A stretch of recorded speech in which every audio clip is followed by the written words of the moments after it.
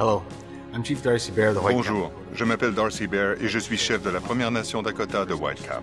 J'aimerais vous présenter le point de vue des Premières Nations sur la guerre de 1812. Pour nous, comme pour de nombreuses autres Premières Nations, notre collaboration à cette guerre en tant qu'alliés de la Couronne demeure une page importante de l'histoire.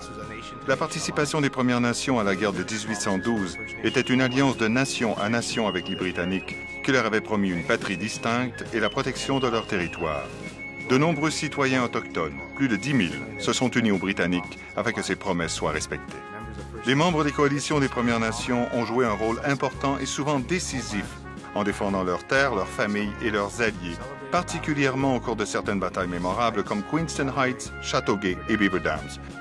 Les Dakota ont participé à la prise de Fort Mackinac et de Détroit, à l'expulsion des forces américaines du territoire à l'ouest du lac Michigan et à de nombreux autres combats afin de défendre tant le Canada que leur territoire. Après la signature du traité de Gand en 1814, les Premières Nations ont constaté que leurs alliés les avaient abandonnés. Malgré les promesses des Britanniques, les Autochtones ont été exclus des négociations de paix. Malgré cela, les premiers peuples du Canada maintiennent et respectent encore leur partenariat avec la couronne britannique.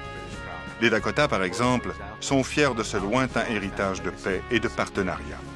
Les Premières Nations continuent de survivre et de préserver leur patrimoine.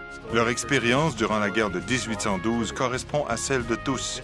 Il s'agissait autant de bâtir une nation qui allait devenir le Canada que d'affirmer l'identité canadienne. La contribution des Dakota demeure une partie importante de cette histoire.